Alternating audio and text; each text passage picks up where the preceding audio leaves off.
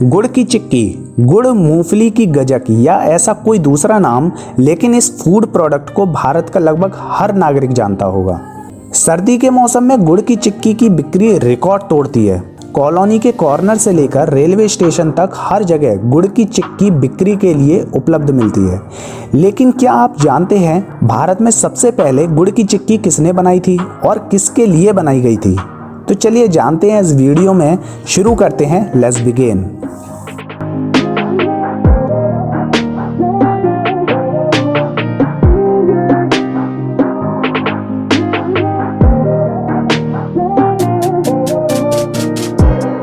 यह बात सन 1888 की है। सन 1857 की क्रांति का दमन करने के बाद अंग्रेज सरकार को विश्वास हो गया था कि अब कोई क्रांति नहीं हो पाएगी और भारत देश उसका स्थायी ठिकाना बन जाएगा।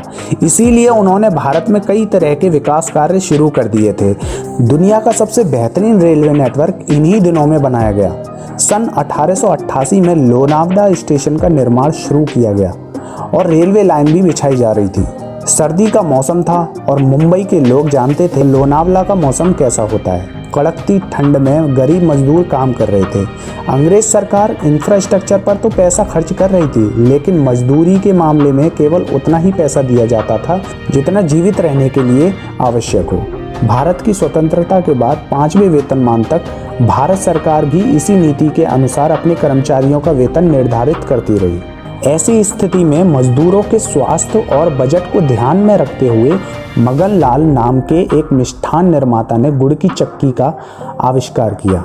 गुड़ की चिक्की बनाने के 3 प्रमुख कारण थे। पहला, स्वास्थ्य के लिए लाभदायक था। दूसरा, तुलनात्मक रूप से काफी सस्ता और तीसरा, स्वादिष्ट। गुड़ की चिक्की में भुनी हुई मूंगफली, थोड़ी सी चीनी और देसी गुड़ का उपयोग किया जाता है। गुड़ की चिक्की सर्दी के मौसम में दैनिक पोषण का अच्छा विकल्प है। इसका आकार भी इस तरह से बनाया गया कि मजदूर आसानी से अपनी जेब में रखकर काम कर सकते हैं। मजेदार बात यह भी है कि मगन लाल भाई की दुकान आज भी चल रही है और फेमस भी है और एक ब्रांड बन चुकी है।